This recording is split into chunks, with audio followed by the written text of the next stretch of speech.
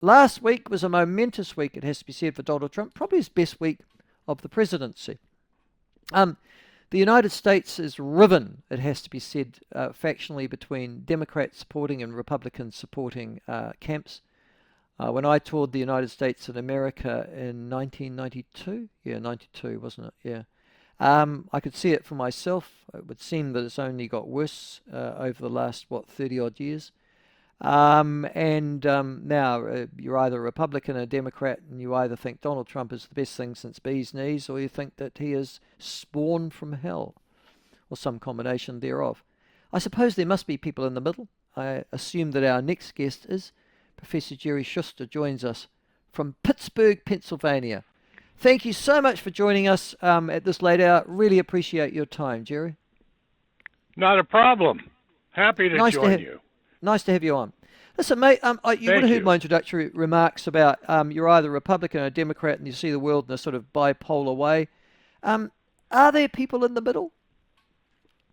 There are some, and they're characterized as independents, but those persons who are probably this week and until this budget bill is passed become fewer and fewer in number, mostly because it doesn't matter whether you're a Democrat or Republican or an independent, you're going to be affected by the outcome of what occurs likely before the 4th of July. Right. So as I talk to you now, senators are currently arguing for adding amendments to this extraordinarily named One Big Beautiful Bill Act that's going through the Senate. If the bill passes, does it then have to go to the House of Representatives to be passed as well? It does. It passed to the Senate from the House earlier, actually midweek last week, but it passed only by one vote, and because changes have been made in the legislation that were not considered or that the House members did not have an opportunity to evaluate, the bill must come back and they must discuss it in greater depth, so it won't be an automatic.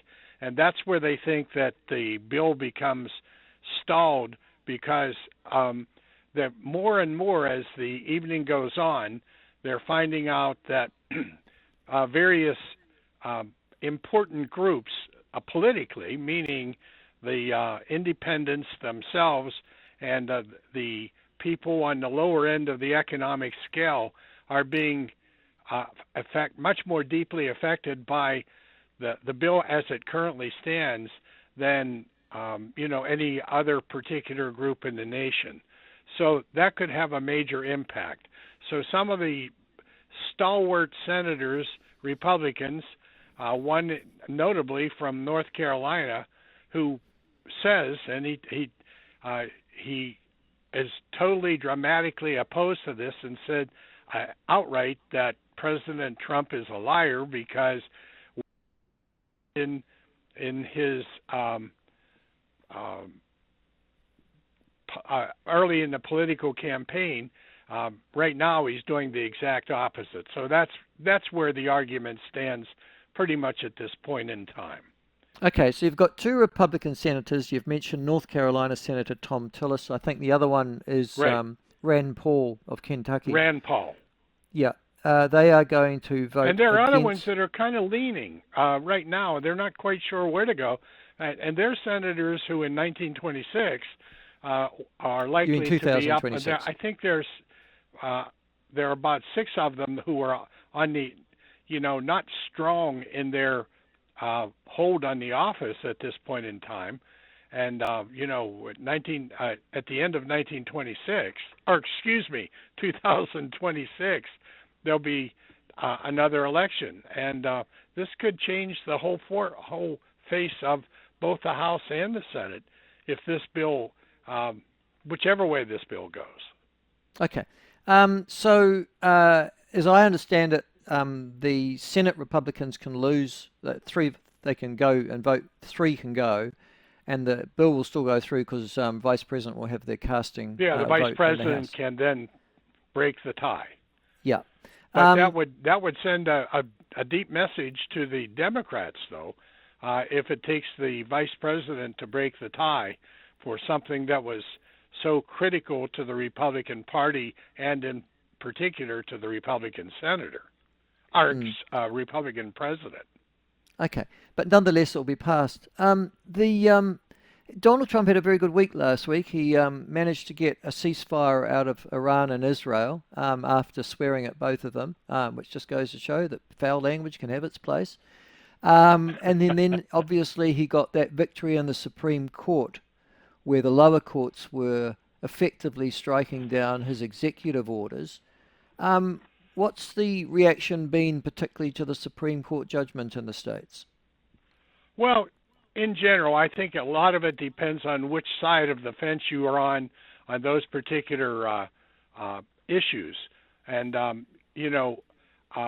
and really I'm not an attorney, but I'm only expressing what I heard later today, and that is that federal judges still maintain the same power they initially had, but when they rule only for the district for which they serve. In other words, if it's somebody from Pennsylvania, that judge could rule and affect the citizens of the state of Pennsylvania, but it doesn't impact any other state that's associated or, contiguous with Pennsylvania.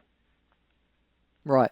I mean, there's an interesting argument. I mean, in New Zealand, we would be horrified at the idea that judges could strike down something that came from our executive wing in this country. In fact, they wouldn't. And I understand that you've got a Supreme Court that has that sort of overview. But the idea that lower courts can stop a presidential executive order from any president, Republican or Democrat, how on earth did that come into the American system? Well, the Constitution provided for three separate segments of government: the executive branch, the judicial branch, and those are the two that you're most exclusively focused on right now.